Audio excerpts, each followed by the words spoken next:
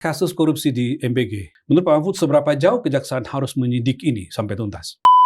Apa yang berkali-kali kita katakan dari meja ini, dari media podcast ini, itu ada korupsinya. Persis. Sejak awal kita sudah katakan kalau mengelola kayak gitu sudah pasti ada korupsinya. Hanya orang bodoh yang mengatakan itu tidak ada dugaan korupsinya. Banyak proyek-proyek itu yang dikerjakan oleh yayasan yang berafiliasi dengan 3 orang ini. Buat yayasan ini, ngadakan dan seterusnya. Nah itu jahat betul, menurut saya harus hukum mati. Nah Nies Jiang itu kemungkinannya dia yang mengungkap ini, mendorong, tapi kemungkinan kedua dia dapat itu. Banyak orang dikagetkan dengan jam 10, jam 11 tadi ada pengesahan revisi Undang-Undang Kepolisian. Saya sudah menduga, Komisi Reformasi Polri itu hanya lip service saja.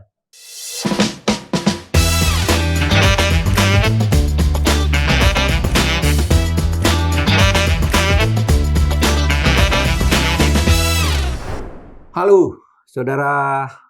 Senang bisa menyapa dan bertemu kembali dengan Anda di podcast Terus Terang. Di forum podcast ini saya selalu berusaha untuk berbicara jujur, terbuka, apa adanya, pokoknya yang jenis-jenis terus terang itu saya usahakan muncul di sini. Sekaligus ini dimaksudkan untuk berbagi pandangan tentang politik, hukum, dan pemerintahan. Bismillah.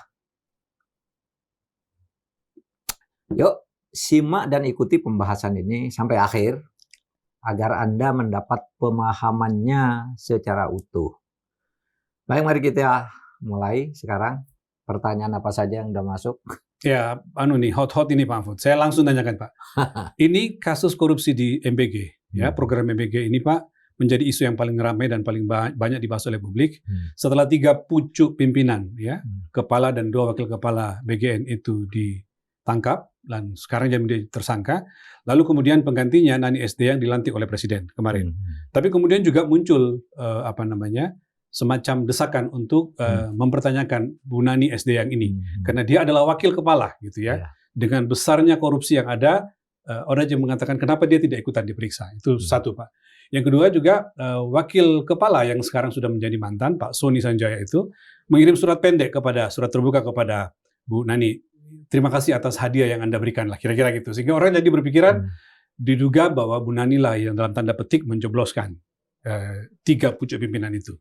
Nah, pertanyaan saya Pak, dengan dia ditangkap 3 pucuk pimpinan BGN yang ditangkap itu, dan programnya yang besar 335 triliun, menurut Pak Mahfud seberapa jauh kejaksaan harus menyidik ini sampai tuntas?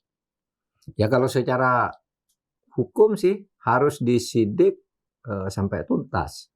Itu secara hukum, standar lah ya. Hukum apapun mengatakan itu harus diungkap sampai ke akar-akarnya gitu. Jangan pilih-pilih ini saja, yang ini tidak gitu. Itu aturannya. Tapi tentu ada faktor-faktor lain yang menyebabkan itu. Mungkin satu, dugaannya belum terlalu kuat. Mungkin. Sehingga ini dulu yang kuat-kuat dulu. Atau mungkin ada faktor lain yang mungkin tidak kita ketahui, titipan atau apa, kan bisa saja ditunda dulu dan seterusnya. Kan hukum di Indonesia sekarang kan tebang pilih kayak gitu masih terasa ya. Mestinya kan dijelaskan juga oleh kejaksaan kenapa Bu Nani tidak diperiksa. Nah, itu kan. Mungkin jawabannya tidak selalu jelek bagi Bu Nani, ya kan? Oh, dia kan baru. Ya kan? Kan dia kan baru di situ. Dia justru sesudah ada di situ jadi terungkap, itu bisa begitu. Tapi bisa juga ya dia ikut di situ. Gitu, cuma ada yang menyelamatkan dan sebagainya. Itu ya menurut saya Kejaksaan Agung punya tanggung jawab itu ya untuk mengungkap itu. Karena ini jaringannya kan banyak sekali. Jaringannya banyak sekali, dan sekali lagi saya tegaskan, benar apa yang berkali-kali kita katakan dari meja ini, dari media podcast ini, itu ada korupsinya. Persis. Sejak awal kita sudah katakan kalau mengelola kayak gitu sudah pasti ada korupsinya. Hanya orang bodoh yang mengatakan itu tidak ada dugaan korupsinya. Pengelolaan awut-awutan sejak awal, beri barang sembarangan, makanannya tidak karuan, tidak ada standarnya secara nasional, anggarannya tidak pernah jelas bagaimana mempertanggungjawabkannya. Semuanya ugal-ugalan tuh yang ngelola. Bahasa lebih tepatnya ugal-ugalan ya? Ugal-ugalan. Kan sejak awal tahun kita sudah bicara berkali-kali, hampir setiap saat di meja ini itu bagus. MBG itu bagus, rakyat senang. yang tidak pernah makan telur, iya, bagus. Tetapi korupsinya lebih besar daripada biayanya, sehingga sejak awal kita katakan, ayo Pak Prabowo teruskan tuh MBG, bagus program Anda, tapi ubah dong tata kelolanya. Di situ cara-cara koruptif itu sudah dilakukan sejak awal. Dan itu kalau orang ngamati korupsi, sudah tahu itu ada korupsinya. Bahkan saya ingat Mahfud mengatakan, sedikit saja perubahan politik, maka akan terjadi korupsi nasional nih. Iya. Akan muncul semua kasus-kasus itu, kan kira-kira gitu. Betul. Nah, itu yang sekarang terbukti. Mudah-mudahan kita semua belajar lah, bahwa masyarakat tuh sekarang sudah pinter, sudah tahu, bisa menduga apa yang terjadi di belakang manuver, siapa yang berlindung kepada siapa, siapa yang melindungi siapa, kan rakyat sudah membaca, rakyat sudah pinter-pinter ya sekarang ini. Orang kelas-kelas menengah ke atas itu kan sekarang udah tahu apa yang terjadi, masa itu dibiarkan sampai terjadi. Nah, menarik juga ya, ini katanya siapa tuh, Sony Sonjaya, Wakil Kepala BK, mantan. Sony Sonjaya yang bilang, saya bersumpah tidak menjual satu sepeser pun, titik pun MBG. Kalau tidak percaya, letakkan 30 Al-Quran di kepala saya. Kenapa perlu 30 Al-Quran? Mungkin tidak tahu dia kalau Al-Quran itu 30 juz. 30 cukup satu Al-Quran maka 30 juz yang ditaruh. Maksudnya bilang 30 juz penuh di saya bilang 30. Saking semangatnya Pak, mengatakan tidak terlibat. Saking semangatnya atau saking tidak tahu. Mengelak lalu menggunakan tema agama yang dia tidak pahami. Bahwa Al-Quran itu 30 juz, bung. Bukan 30 biji. Itu loh. Nah, tapi begini. Dia menyatakan diri ini ingin menjadi justice collaborator ya. Yeah. Itu Mas Rizal menarik justice collaborator itu. Yeah. Tetapi memang itu belum tentu bisa juga berhasil. Belum tentu berhasil. Karena begini, yang paling buruk misalnya itu bisa terjadi silent collaborator netcode. Jadi yang berkolaborasi kolaborasi jaringan itu akan saling melindungi. Berkolaborasi untuk tutup mulut dia, ya bahwa kamu bohong dan sebagainya, atau masing-masing dia menghindar gitu. Itu mungkin terjadi ya? Mungkin saja terjadi. Di polisi kan terjadi silent blue code. Kalau ini silent collaborator net code gitu. Jaringan itu bisa jadi. Yang itu kan ada DPR-nya juga, ya toh? Yep. Ada DPRD juga, ada DPRD. Iya, belum keluarga-keluarganya dan segala macam. Ada orang tuanya menteri, ada ibunya menteri, ada apa gitu kan yang sudah diungkap 26. Iya Pak, hari ini muncul 26 nama 26. Yang katanya ya, beredar nggak pasti, tapi katanya itu 26 nama yang udah disebutkan oleh Pak Sony kepada penyidik yang ada di dalam HP Pak Sony, katanya Pak. Iya, dan itu kejaksaan punya tanggung jawab. Tanggung jawab untuk mengungkap itu. Menurut saya itu tidak benar, itu benar dan sebagainya. Nah, persoalannya sekarang kan sering pengadilan itu mengisolasi masalah ke soal tertentu saja gitu. Padahal ini jaringannya banyak. Karena terjadi saling melindungi karena sama-sama takut, lalu kasusnya ditutup. Biasanya orang kuat itu lalu udah berhenti sampai di sini aja. Jangan menjangkau kemana-mana. Kan banyak kasus yang dilokalisir lah ya. Dilokalisir ke orang tertentu saja gitu. Nah, oleh sebab itu ini kita dorong kejaksaan. Jangan sampai terjadi saling melindungi di antara mereka. Karena kalau saya baca, kalau itu benar ya, itu kan ada DPR-nya, ada menterinya, ada keluarga menteri, ada pemerintah daerah, ada macam-macam. Ada deputinya sendiri di dalam. Ada deputinya sendiri gitu. Ya. Nah, itu korupsinya kalau itu berjamaah betul gitu. Nah, sekarang menurut saya gini, soal justice collaborator tuh mungkin tidak secara yuridis dulu, bukan soal itunya tadi. Justice collaborator itu memang ada aturannya ya. Di dalam undang-undang kita, justice collaborator itu ada beberapa instrumen hukum. Pertama, dia ada di undang-undang tentang LPSK, Lembaga Perlindungan Saksi dan Korban. Itu sekarang undang-undangnya nomor 31 tahun 2014. Dulu undang-undang aslinya sebelum diubah itu Undang-Undang Nomor 13 tahun 2006 saya ikut membuat di situ karena saya anggota DPR itu memang mengatur tentang whistleblower dan justice collaborator itu. Siapa yang ingin bekerja sama dengan penegak hukum mengungkap kasus yang sebenarnya dia akan mendapat kompensasi tertentu. Misalnya tidak dituntut ya atau dikurangi tuntut hukumannya dan seterusnya.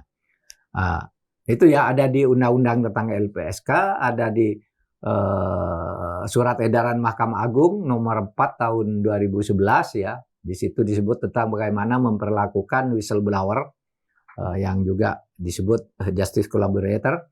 Kemudian ada tidak tanggung-tanggung peraturan bersama Menkumham, Kapolri, Jaksa Agung, Ketua KPK, Ketua LPSK tahun 2011 sudah membuat ini. Memberi perlindungan bagi siapa yang mau membongkar kejahatan di mana dia terlibat. Lalu ada peraturan pemerintah juga ya tentang kompensasi, restitusi dan bantuan kepada saksi dan korban. Jadi instrumen hukumnya lengkap. Kalau Pak Sony mau ya. Artinya dengan pengakuan keinginan Pak Sony saja mestinya itu bisa jalan gitu ya. Bisa jalan. Nggak ada kendala dari kejaksaan dan segala macam nggak ada. Tapi ada syarat-syaratnya. Syarat-syaratnya itu pertama, yang menjadi justice collaborator ini bukan pelaku utama. Kalau si Sony ini pelaku utama, nggak bisa jadi justice collaborator. Karena justice collaborator itu harus melaporkan, membongkar orang yang otak pelaku utama dan otaknya dari situ. Tapi untuk kasus ini kan kemungkinannya kepala BGN-nya kan Pak? Kemungkinannya kalau kita lihat ya sebagai struktur ya tertinggi. Ya bisa. Menurut undang-undang ini yang lebih tinggi. Lebih tinggi. Yang lebih tinggi. Tidak harus yang sekarang terlibat ya, bisa lebih. Bisa atasannya ya, bisa. Atasannya kalau dia memang menjadi otak. Dia mengarahkan gitu, bisa ketuanya, bisa pimpinan DPR, bisa yang lebih tinggi dari dia yang punya pengaruh. Itu definisinya untuk memerintahkan, itu pelaku utamanya.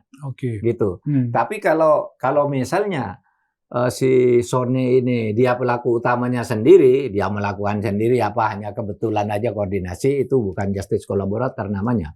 Kalau justice collaborator itu kesaksiannya ditolak bisa dipakai untuk menuntut dia. Kalau itu bohong. Kalau itu bohong. Gitu, iya. Pertama dia bukan pelaku utama lalu mengakui saya telah berbuat jahat ya. Tapi yang terlibat adalah Pak ini. Saya disuruh ini dan diberitahu caranya begini, uangnya disimpan begini, dan seterusnya, dan seterusnya. Itu kan justice collaborator namanya. Kemudian keterangannya harus signifikan. Lalu bersedia bekerja sama. Apakah sudah ada justice collaborator yang berhasil? Kita masih ingat waktu Polhukam dulu ada Eliezer kan? Eliezer ya? Iya kan dia bebas akhirnya kan? Dia bebas. Dituntut 12 tahun hanya akhirnya kena 1,5 tahun kalau tidak salah. Dalam kasus Sambo ya? Dalam kasus Sambo. Nah kita kan dorong tuh jadi justice collaborator ngaku yang benar kamu, jangan kamu ngaku nimba, kamu yang ngaku bahwa kamu disuruh nimba gitu aja kan gitu ya. Akhirnya dilindungi oleh LPSK berhasil. Dulu Elsa Sharif juga pernah jadi justice collaborator ya ketika menyangkut kasus membela Nasaruddin apa itu ya, kasus itu. Jadi bisa dan sudah ada buktinya, tinggal Sony ini berani enggak, yakin enggak bahwa dia bukan bagian dari pelaku utama. Kan bisa aja pelaku utamanya kelompok kan, bisa ketua, wakilnya, sekjennya atau apalagi kan bisa. Nah Pak Fud, sungguh pun misalnya tidak bisa, katakanlah tidak memenuhi unsur justice collaborator atau istilah kita saksi mahkota ya Pak ya. Iya. Tapi dengan dia membuka nama dan dia mengatakan ini perancangan, itu udah cukup bagi jaksa untuk memfollow up kan Pak? Untuk memfollow up itu. Iya. Kalau seperti betul, sekarang misalnya ini loh nama-nama yang berurusan, yang ngambil kepentingan, yang meminta nitip ke segala macam, itu kan bisa di follow up. Kalau betul nama itu dari dia, itu sudah bisa jaksa memanggil mulai dari Nani Esdeang dan sebagainya. Persis, nomor satu kan, itu yang beredar itu Nani Esdeang kan? Gitu. Nani Esdeang itu kemungkinannya dia yang mengungkap ini, mendorong, tapi kemungkinan kedua dia dapat itu. Iya kan? Bisa saja.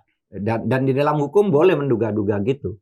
Iya kan? Karena ada jaringan kerja di situ. Pak Mahfud menyarankan kejaksaan untuk memeriksa Nani Esdeang. Ya, saya menyarankan itu agar diperiksa. Sekurang-kurangnya diperiksa. Tidak usah jadi tersangka dulu. Diperiksa dulu apa peranmu.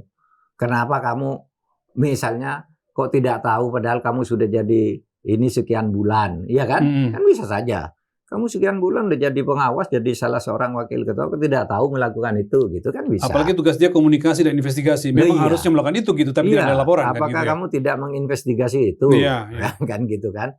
Tapi ada kemungkinan juga dia yang lapor. Ini hasil investigasi dia, bisa juga kan kita tidak tahu. Oleh sebab itu ini harus terbuka kepada publik ya.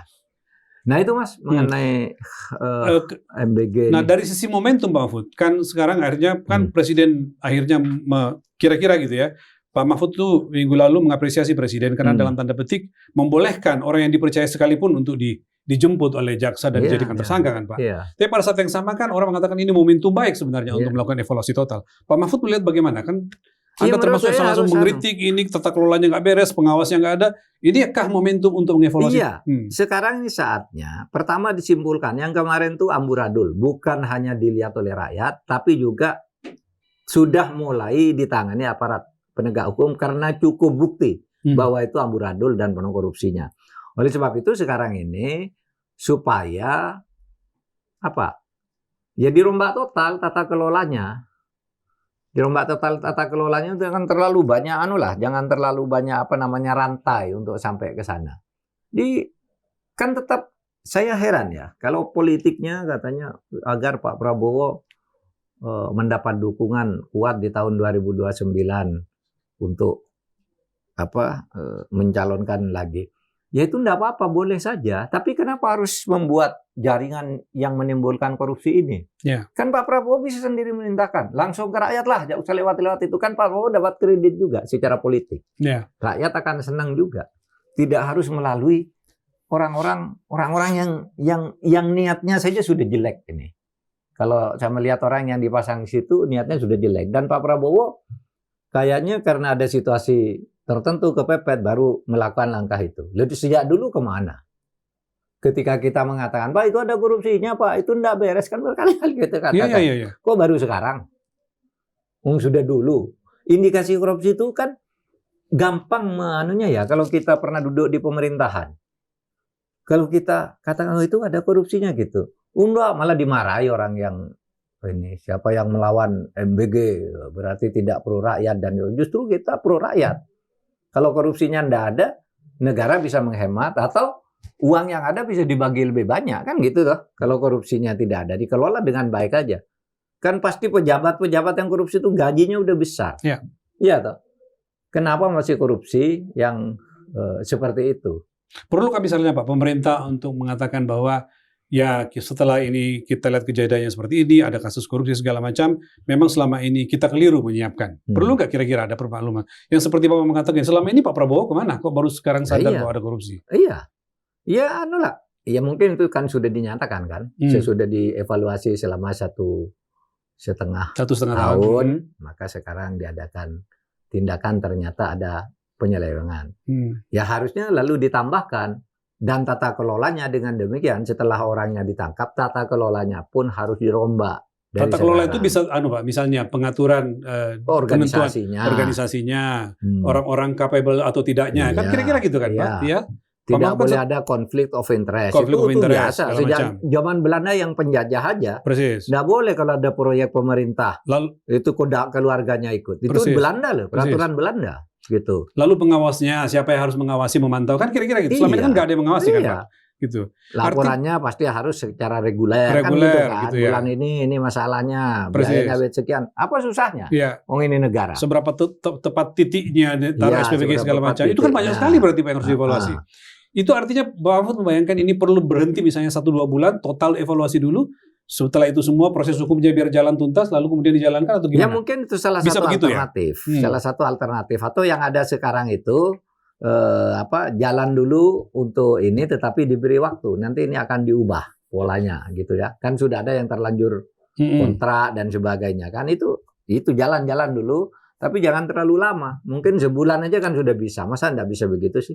Jadi misalnya dihentikan dulu 1 bulan, dituntaskan dulu semua, termasuk tata kelolanya, hukumnya diusut tuntas. Setelah 1 bulan itu baru kemudian jalan lagi dengan konsep yang lebih siap. Dengan konsep yang lebih siap gitu. Dan banyak orang kok bisa merumuskan ini. Kalau muncul di podcast itu orang-orang yang ahli manajemen, ahli macam-macam, banyak tuh ahli ekonomi gitu. Di mana pemborosannya, di mana rantai terlalu banyak, di mana. apa gunanya ini bagi masyarakat desa dan segalanya itu kan sudah banyak dianalisis. Ya. Nah itu yang harus diperbaiki dan menuju ke titik-titik terluar dulu, ya kan? Ya. Terbelakang, terluar, tertinggal kan gitu kan? 3T. Yang ke situ aja dulu, gitu. Ini kan nggak karuan orang yang butuh dikasih MBG dan itu kan tidak bisa dibantah. Di kota-kota masa di Bandung anak-anak di SMA favorit itu coba di SMA 1. Ya. Di SMA 1 Jogja coba 48 orang keracunan gitu. Ya. Dan itu bukan insiden kecil. Kalau satu mungkin insiden. Saya nggak usah nyinggung cucunya Pak Mahfud jadi korban gitu ya. Iyalah, yang itu nggak usah itu. Ya. Itu orang nggak butuh dikasih. Nah, sementara yang di luar-luar itu banyak harusnya prioritas ke sana aja. Yang ini nggak perlu butuhan uangnya untuk keperluan itu apa? lain. Makanya selama 1 bulan moratorium itu dulu dituntaskan ya. Menurut saya ya. Sasarannya siapa gitu ya, penyebarannya selama ini bagaimana, distribusinya. Pokoknya tata kelolanya diperbaiki. Pengawasan kualitasnya seperti apa kan gitu kan Pak? Ya. Oke. Gitu. Sebelum saya lanjut, silakan bagi Anda yang belum subscribe, silakan subscribe dan nyalakan lonceng notifikasi Anda. Saya lanjut lagi dikit Pak Mahfud. Pak Mahfud suka mengkritik dulu Pak Dadan Hindayana ini bukan ahlinya tapi kok ahli serangga atau disuruh memimpin ini. Kan jadi orang yang tidak tepat. Nah sebenarnya kalau kita bertanya, penggantinya ini pun juga sebenarnya nggak tepat-tepat amat kan Pak. Dia juga tidak punya pengalaman melakukan program besar seperti ini. Pak Mahfud menilai seperti apa? Bukankah nanti kemungkinan terjadi pengulangan lagi bahwa orang bukan pada tempatnya yang memimpin untuk anggaran 335 triliun? Gimana? Ya mungkin saja. Dia tidak punya kompetensi di situ. Meskipun sebenarnya kalau untuk mengurus tata kelola pemerintahan itu kan tidak harus persis seperti bidangnya. Karena kadang-kala orang bisa nyebrang juga. Di LSM kan juga begitu. Ada insinyur. Tapi pasti ada relevansinya Pak sedikit pun yang bisa masuk kan. Gitu. Terutama pengalaman ke tata pemerintahannya. Menurut saya. Kan dia punya staf-staf yang ngurus gizi dan sebagainya. Dia yang ngurus gitu. Tapi sebenarnya kalau Pak Dadan itu tidak kompeten. Satu, tidak pengalaman dia ngurus birokrasi. Dua, tidak tahu bahwa anggaran negara itu ada mekanisme-mekanisme tertentu. Lalu coba nyeplok jeplak asal ngomong gitu hal-hal yang tidak ada kaitannya dengan tugasnya itu kan sering sekali nyembelih 19.000 HP sekali gitu setiap hari padahal tidak pernah ada daging gitu. Itu sampai guyonannya kayak Das Atlatif itu 19.000 per hari kita nggak pernah lihat dagingnya di MBG katanya. Anak-anak dikasih susu 2 gelas sehari biar tinggi kayak anak-anak saya gitu loh. Itu apa hubungannya dengan makan bergizi gratis? Bergizi gratis bukan susu kok, makanan pokok yang diperlukan, bukan tambahan nutrisi kayak gitu. Nah kayak gitu-gitu kayak nggak ngerti dia. Manajemen pemerintahan itu bahwa uang tuh ada alurnya begitu. Kalau beli barang itu harus melalui proses ini penilaian dari LKPP, lalu harganya layak. Nah, ini dibuat sendiri, apalagi konon menurut eksposur kejaksaan tuh banyak proyek-proyek itu yang dikerjakan oleh yayasan yang berafiliasi dengan 3 orang ini. Buat yayasan ini, ngadakan ini, dan seterusnya. Nah itu jahat betul, menurut saya harus hukum mati. 3 orang itu? Iyalah. Oh ya, iya karena ini kan tujuannya niatnya program mulia Pak. Enggak, pelaku aja. Kalau Pak Prabowo-nya mulia sih. Tujuannya. Pelakunya ini pelaku kejahatannya itu meskipun sekarang hukuman mati itu di dalam KUHP baru itu memang hanya dengan pertimbangan yang luar biasa. Itu bukan hukuman pokok, itu hukuman khusus dengan pertimbangan luar biasa. Yang kalau di dalam undang-undang tindak pidana korupsi kalau dilakukan dalam keadaan krisis kan misalnya gitu.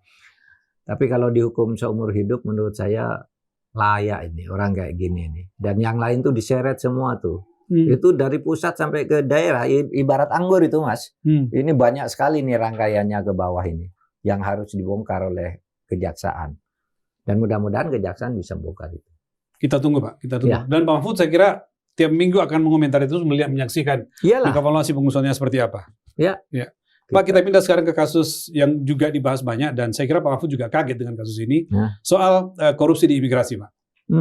Nggak ada angin, nggak ada hujan, tiba-tiba kita baca berita kemarin KPK mencari Silmi Karim, Wakil Menteri imigrasi, Pak ya, ini pasti ya.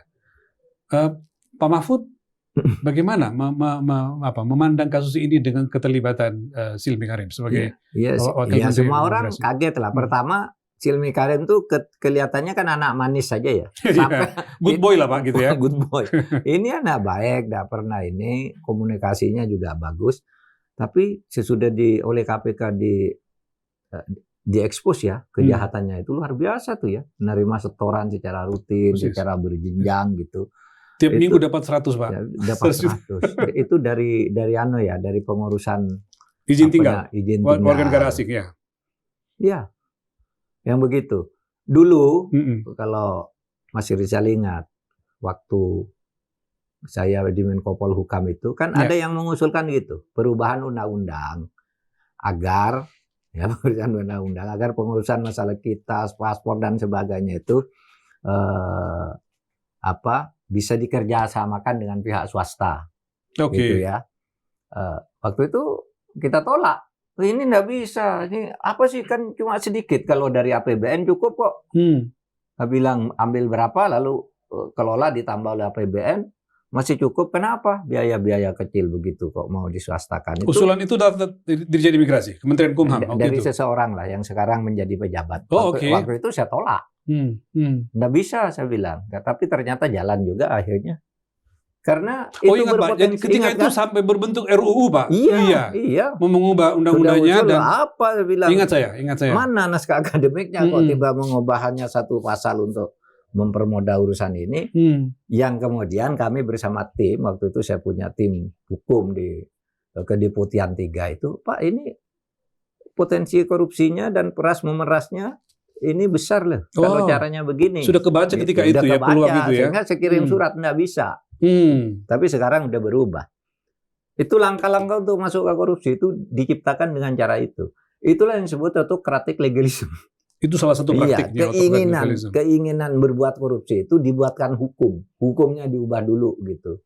Lalu dia masuk dengan cara itu. Tapi apakah itu ada kaitannya dengan ini apa tidak? Karena saya sudah lama tidak mengikuti. Iya, dan yang saya ikuti setelah Pak Mahfud nggak jadi Menko, pemerintahan berganti, lalu disahkanlah. Ya, pengganti Mahfud disahkan di DPR Undang-Undang Imigrasi itu. Iya, saya nggak ngikuti. Apakah itu masuk disahkan apa tidak, saya kan sudah tidak di situ. Tapi mungkin saja masuk dengan cara-cara itu. Nyatanya sekarang waminnya yang tertangkap. Iya. Dan itu sebelum itu adalah Dirjen Imigrasi kan. Iya. Nah, ini kan kata kejaksaan Pak, yang diusut ini periodenya dari tahun 2022 sampai 2026. Nah, dalam catatan kita itu Pak Silmi Karim ini jadi Dirjen Imigrasi itu tahun 2023 Pak, Januari. Sehingga artinya pejabat sebelumnya yang menjabat tahun 2022 mestinya bisa diperiksa oleh kejaksaan juga kan Pak? Ya. Atau gimana menurut Pak Mahfud? Ya bisa aja, nanti kan bisa. Ini dulu yang kebetulan alat buktinya itu adalah dia. Bukti-bukti pendahuluannya adalah dia. Nanti kan bisa berjalan ke sini, mundur kan. Ini yang sebelumnya gimana? Sebelumnya gimana kan kalau jaksanya pintar bisa ketemu. Dan saya selalu percaya jaksa itu pintar. Jauh lebih cepat daripada kita loh. Jaksa itu kadang-kala kalau membuat formulasi. Sehingga kalau jaksa salah itu menurut saya sengaja aja. Karena jaksa tuh kalau sungguh-sungguh dibiarkan profesional, bagus-bagus kok dakwanya itu. Kadang-kala salah ada putus itu pasti ada yang merekayasa itu. Gitu aja kalau saya. Oleh sebab itu ini juga begitu. Si Silmi ini harus dibuka. Ya, ini kan jahat sekali. Baru beberapa lama sudah melakukan korupsi secara terstruktur kan. Iya Pak. Dikumpulkan dari sini, naik ke atas, dikumpulkan lagi, naik ke atas. Itu kan gila itu. Instruksi dari atas ke bawah, lalu dari bawah duitnya naik ke atas. Kata jaksa kan begitu Pak. Iya, selama ini modusnya. Kan kalau korupsi diam-diam kickback kan dari belakang, dari ini gitu sampai ketahuan. Nah ini terstruktur begitu kan orang. 145 miliar Pak setiap pekan, lalu 100 juta per minggu didapatkan. Kan apa pandangan Pak Mahfud melihat model korupsi sejorok itu tuh? Kan jorok banget Pak, tiap minggu dapat setoran 100 juta lebih. Ya. Gitu. Ya. Saya tidak tahu. Ini apa sih sebabnya negara kita ini kok sudah jadi begini rusak? Rekrutmennya ya? Rekrutmennya itu kita sudah tidak lagi ikut merit system. Ya. Semuanya, oh ini teman saya, oh ini ada pendekatan ke saya, oh ini menjanjikan ini ke saya, oh ini bisa membantu saya, lalu masuk sembarang-sembarang orang itu. lalu diberi lagi beberapa jabatan banyak gitu. Masa begitu cara bernegara? Tapi oke. Mekanisme pengawasan di dalam kementerian berarti tidak jalan, Pak Mahfud. Karena kita pikir selama 4 tahun dia melakukan itu dengan menikmati itu, akumulasinya besar sekali sekarang. Berarti apa, irjen dan segala macam di dalam kementerian gimana tuh ya? Mestinya diperiksa juga. Masa ente tidak tahu gitu? Persis. Irjen yang kayak gini, gitu kan? Apalagi kasusnya katanya berasal dari Kementerian Tenaga Kerja, Pak. Nyambungnya ke situ. Ya. Berarti kan berantai lah, berjaring sudah model korupsinya. Iya. Ya itulah, Mas. Ya mudah-mudahan kedepannya menjadi lebih baik lagi. Saya melihat ada gesture yang dari Pak Prabowo dalam beberapa waktu terakhir ini sudah lebih terbuka. Mudah-mudahan ini bukan hanya untuk menghindar sesuatu sesaat nanti balik lagi, kan enggak. Tetapi melembaga lah, menghindar ini dulu, ini selamat muncul lagi yang ini, atau mengalihkan isu ini pindah ke sini dulu, orang lain dikorbankan dulu, enggak Pak. Mudah-mudahan bukan itu. Ya, lalu analisis orang Pak kaitannya dengan berbagai kasus yang muncul ini, misalnya saya baca beberapa pengamat mengatakan ya mestinya ini kritik bagi presiden bahwa memang pemaksaan terhadap program MBG itu nggak masuk akal lah dengan model seperti ini. Lalu kekhawatiran berikutnya, kalau tidak dievaluasi total, ini kan jadi bisa berulang pada program yang lain, Pak. Jadi asumsinya bahwa program sekolah rakyat mungkin juga dipaksakan begitu, Koperasi Merah Putih juga dipaksakan begitu, sehingga potensi korupsinya juga muncul berjalan terus di sini nih. Ya coba sekolah rakyat tuh supaya diperiksa juga. Nah itu dia Pak. Saya mendengar dari beberapa orang ke lapangan tuh nggak kayak sekolah rakyat, mutunya nggak ada sama sekali. Lebih mutu yang sudah impres apa yang di kampung udah jalan itu. Itu info yang Pak Mahfud dapatkan? Iya, beberapa ini informasi ya. Itu kayaknya dipaksakan Pak, apa betul sekolah rakyat kayak gitu yang dibutuhkan oleh kita. Bagaimana seleksinya, bagaimana gurunya agar lebih bermutu gitu. Kenapa sekarang tidak diratakan aja gitu. Guru-guru yang tidak terpakai dan sebagainya itu yang sekarang mau diberhentikan, diratakan aja ke berbagai tempat. Nggak perlu ada sekolah eksklusif seperti itu kalau memang tidak menjanjikan sesuatu yang berbeda. Nah selama ini kan tidak jelas perbedaan apa yang akan dilahirkan dari sekolah rakyat ini. Iya kan? Membentuk sekolah di berbagai tempat. Sekarang murid tidak ada yang tidak bisa sekolah kan? Sudah belasan tahun ini semua murid sudah tertampung kalau untuk masuk SD, masuk SMP kan tidak ada orang tidak masuk sekolah. Kenapa harus dibentuk kayak gitu yang juga produknya mutunya, bedanya ini mutunya apa dengan yang sudah ada. Jadi alih-alih menghasilkan kualitas yang lebih bagus, malah masalah muncul di situ ya, kira-kira gitu ya. Iya. Tapi oke lah kita hargai. Koperasi Merah Putih, Koperasi Desa Merah Putih juga mendapat peluang yang sama. Iya, kita lihatlah. Saya belum bisa menilai karena saya bukan seorang ahli ekonomi ya. Tetapi sekilas nampaknya kalau Koperasi Merah Putih ini dari sudut struktur dan permodalan itu tidak sama dengan koperasi yang diidekan oleh para pendiri negara. Kenapa? Modal diberikan dari atas. Katanya ini pinjaman yang nanti akan dikembalikan sekian tahun berdasar keuntungan yang diperoleh. Itu satu. Koperasi kan tidak boleh mencari keuntungan seperti itu. Iya kan? Itu satu konsep dasar. Koperasi itu kan modalnya dari bawah.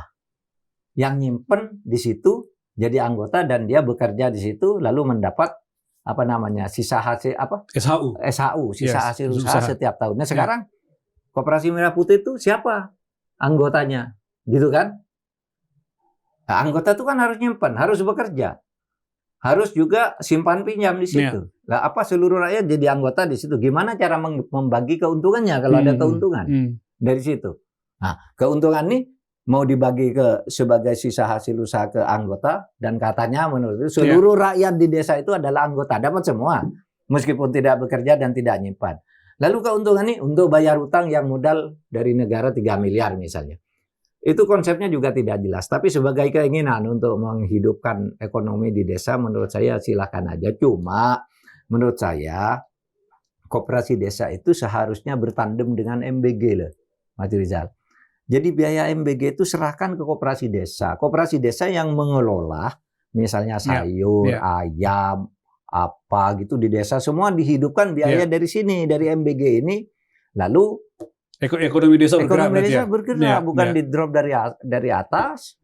Saya kemarin saya lewat di Kediri. Kemarin saya ceramah di Kediri. Ya, di Lirboyo. Nah, di dalam perjalanan tuh ada koperasi desa gitu.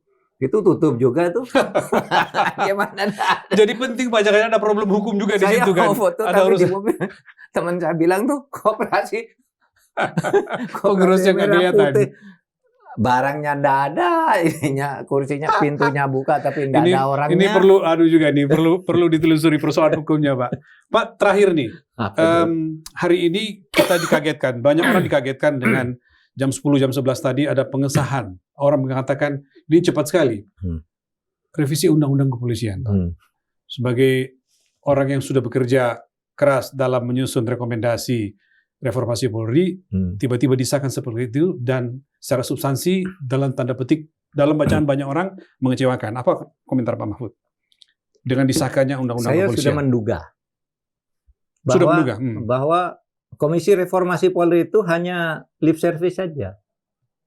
Itu tidak ada keinginan untuk memperbarui polisi. Tetapi karena waktu itu rakyat mendesak dibentuk Komisi Reformasi.